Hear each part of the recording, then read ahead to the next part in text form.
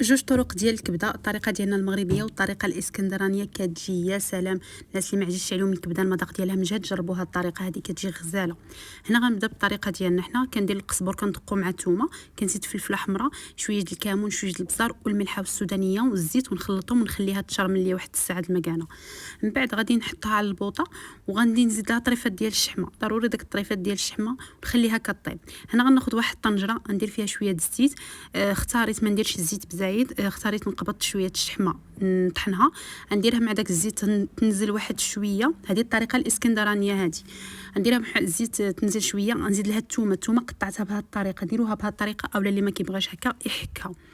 غنزيد معها الفلفله خضراء يحكوها يا بهذه الطريقه هذه اللي كتشوفوا. وغادي نزيد هنايا الكبده، انا هنا خدمت الكبده البقري، ديري الكبده الغنمي اللي عندك. صافي هنايا كان كيسحب لي كنصور كلشي، ولكن المقطع اللي كنت كنصور فيه العطريه ما بانش، ولكن نقول لكم العطريه اللي كديري لها.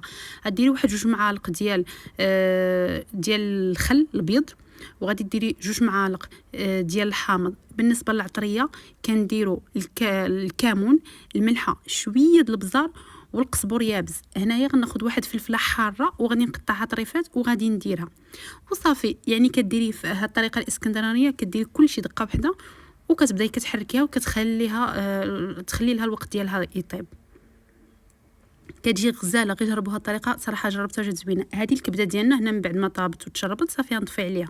ندوزو نصوبو الصوص اللي هو الطحينه. الطحينه هنا شديت كاس ونص ديال الزنجلان، حمرته وطحنته، ملي تطحن مزيان خليته واحد شويه.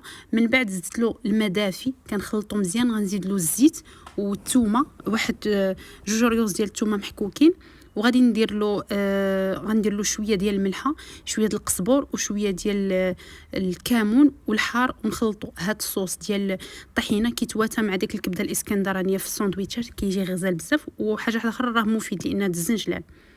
صافي هنايا غندوز نعمر الساندويتشات ديالي. خدي الباغيت اللي عندك كديري داك الكبده ومن بعد كديري معها الصوص. هاد الصوص هذا كيتواتى مع هاد الطريقه الاسكندرانيه، ولكن الطريقه ديالنا حنا لا كتنكل هكاك ما كنديروا لهاش صوص، حيت اصلا هي كتجي مشرمله بداك القزبر والثومه، كتجي هي زوينه بزاف. عجبتني هاد الطريقه الاسكندرانيه وعجبتني هاد الطريقه ديال الكبده صراحه، كتجي لذيذه بزاف. الناس اللي كتجيهم الكبده مجهده وما كيقدوش على المذاق ديالها جربوا هاد الطريقه زوينه، عجبتني بزاف. وعجبتني حتى الطريقه ديالنا المغربيه كتجي حتى هي رائعه رائعه. نتمنى ان شاء الله يعجبكم الفيديو. تهلاو في راسكم.